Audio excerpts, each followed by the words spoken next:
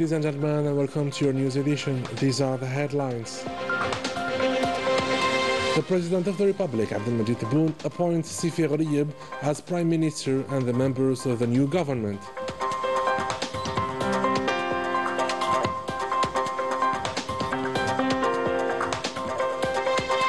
A new government with new skilled and well-experienced members to fulfill the mission of serving the Algerian citizens and improve the national economy.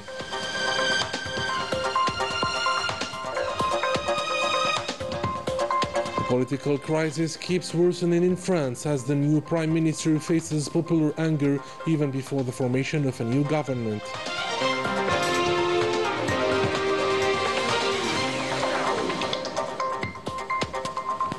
Protests in Morocco to denounce the Makhzen's exclusionary policies. Welcome back. The President of the Republic, Abdelmajid Tebboune, received on Sunday the acting Prime Minister, Sifi Gharieb.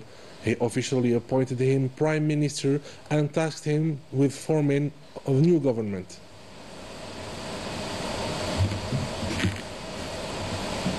Following his meeting with the President of the Republic, the Prime Minister affirmed that the head of state gave him the necessary instructions to serve the Algerian citizens and improve the national economy so that Algeria recovers its major position at the regional and international levels. We listen.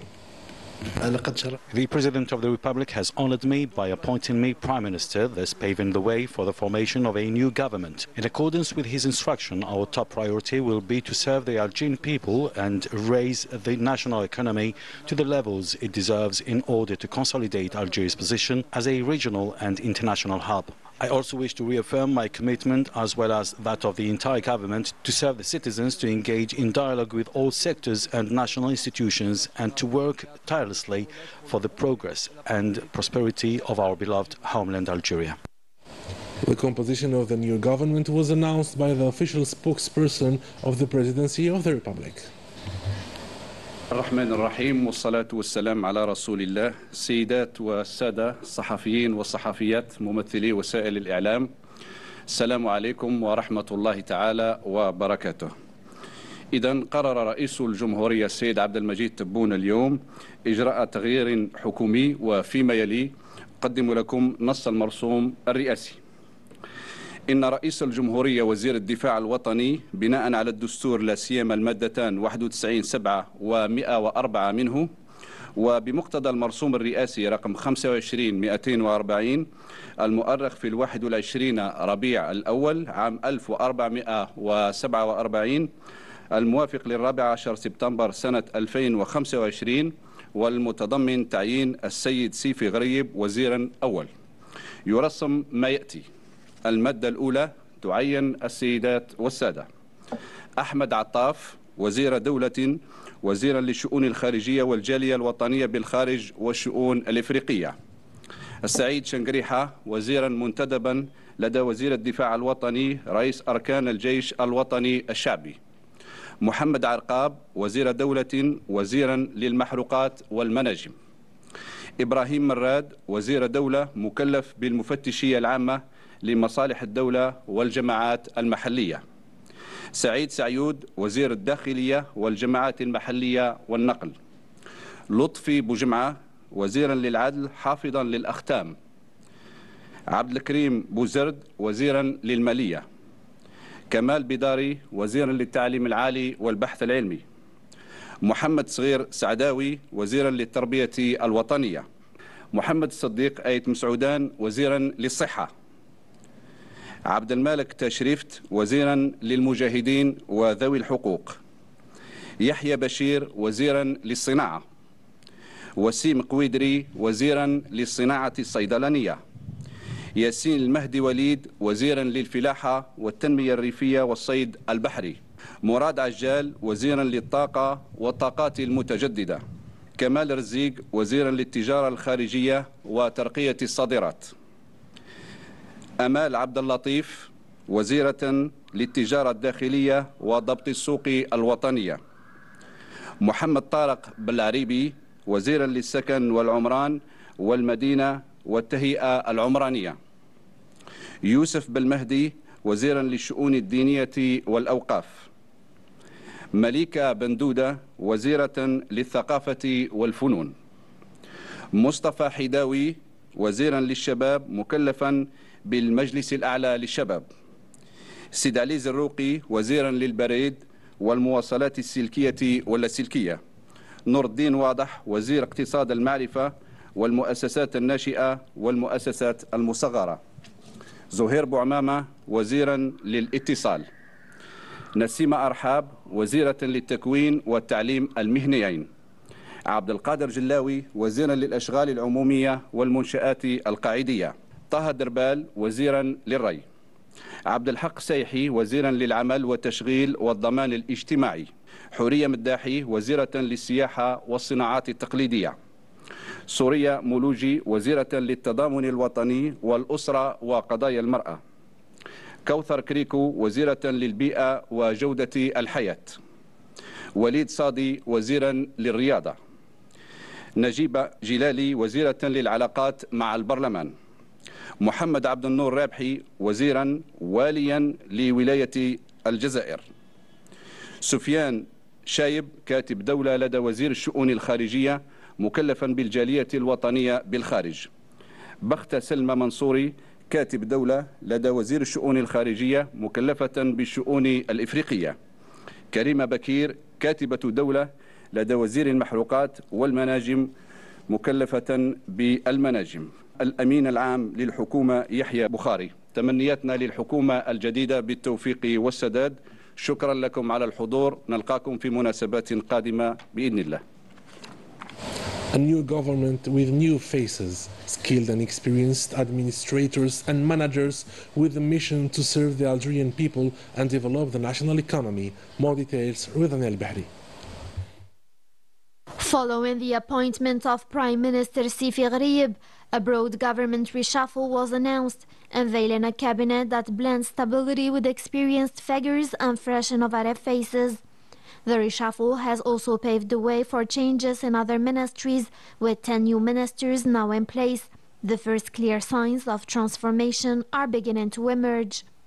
The appointment of Prime Minister Sifi Gharieb, a man of administration and economics known for his expertise in industrial and management matters, embodies the presidential desire to give new impetus to implementation and link the vision to effective mechanisms.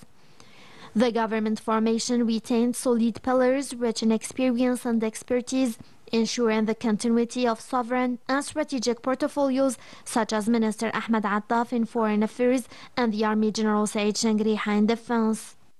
Changes within the executive branch marked notable transformations in terms of emerging sectors and added new portfolios to ministries.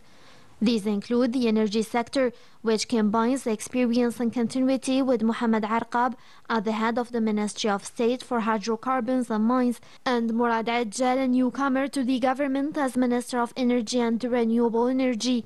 Ajjal brings extensive experience, having competently managed one of the most important national companies, Sonalgaz. This reflects the state's commitment to remain an energy powerhouse and its awareness of the necessity of the energy transition while preserving the backbone of the national economy. The government reshuffle also saw the creation of a Ministry of State responsible for the inspection of state interests and local authorities, led by Ibrahim Rad, while Said Sayoud was tasked with leading the Ministry of Interior, Local Authorities and Transport. These portfolios are overseen by names with proven experience in the field, giving the sector an integrated security, development and service dimension. Minister Mohamed Tariq Belaribi's power were expanded to become Minister of Housing, Urban Planning, the City and Territorial Development, combining construction, planning and urban expansion. The industrial sector, which relies heavily on this ambitious and complex economy, saw the appointment of a new face, Minister Yahya Bashir, who was chosen based on his extensive experience in the sector. The trade sector, with its internal and external divisions, reflected the state's awareness on the need to control the domestic market while promoting exports, led by Kamal Zig, Minister of Foreign Trade and Export Promotion. And Amal Abdellatif, the new arrival as Minister of Domestic Trade and National Market Control, following her extensive experience in the finance and tax sectors. The health sector was entrusted to a new face, Professor Mohamed Siddiq Ait Msoudan, who comes from the field of specialized medicine, to give the sector a new lease of life. The labor, employment and social security sector will be led by Abdelhak Seihi, who will manage a highly sensitive social portfolio. The culture and arts sectors will witness continued reforms led by Minister Malika Bendouda, who knows the sector very well. Another notable change is the appointment of Zohair Bouamama as Minister of Communications, a newcomer with an academic and advisory background from the Presidency of the Republic. The new lineup saw the appointment of Nassima Arhab as Minister of Vocational Training and Education, a newcomer, and Abdelhak Jallawi as Minister of Public Works and Basic Infrastructure, with extensive management and field experience as a governor for several mandates. Yassine Al-Mahdi Walid left vocational training to head to the Ministry of Agriculture, Rural Development and Fisheries in a bid to integrate an innovative mindset into the agricultural sector. The change in portfolios included Kautar Kriku, who moved from relations with Parliament to environment and quality of life, while Najiba Jilali took over the relations with Parliament portfolio, reflecting a deliberate exchange of roles. A detailed examination of the changes reveals the appointment of Mohamed Abdel Noor Rabhi as the governor of Algiers and Abdel Malik Tashrif as Minister of Mujahideen and Rights Holders. The changes within the executive branch included a significant female representation. This presence reflects a political will to enhance women's participation in vital economic and social sectors. For example, Karima Bakir has been appointed Secretary of State to the Minister of Hydrocarbons and Mines in charge of mines.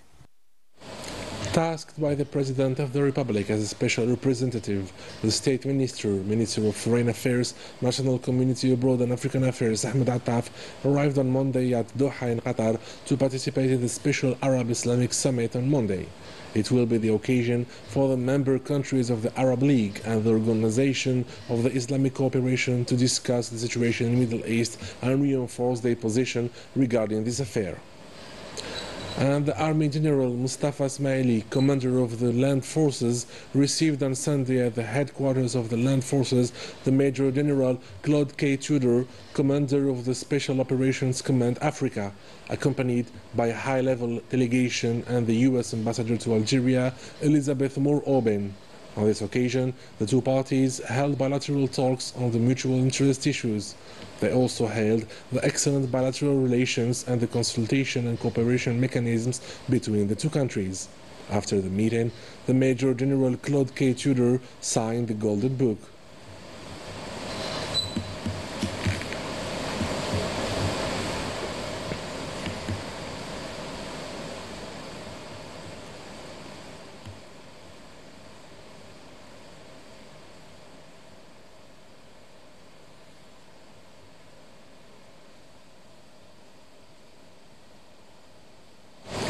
In the context of the implementation of the Algerian-Russian bilateral military cooperation program, the detachment of the Russian Black and Baltic Sea fleets, composed of the Novorossiysk submarine and the maritime rescue tug Lakov-Gebelsky, docked at the port of Algiers for a stopover until the 18th of September. The head of the mission and his delegation visited the general commander of the Central Maritime Facade in the First Military Region. Cultural and sports activities will be organized for the detachment staff.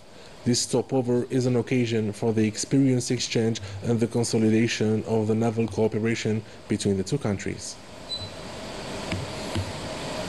In France, mounting anger over social and economic austerity policies at the expense of the citizens' livelihood fuels a political deadlock, leaving Sébastien Lecornu's government doomed even before its formation. Details with Najah Tayyar. Danielle, the wife of a local official, drags a cart toward the garbage bin in search of scraps, a striking image of the new poor in France. Once considered the land of democracy, strong institutions and fulfilled dreams, it now reveals a harsher reality. Even families like Danielle's are slipping into poverty. I haven't eaten in 2 or 3 days. Another example is Patrick. His car has become his home. I don't know where to go. I'm living on the street. I'm lost.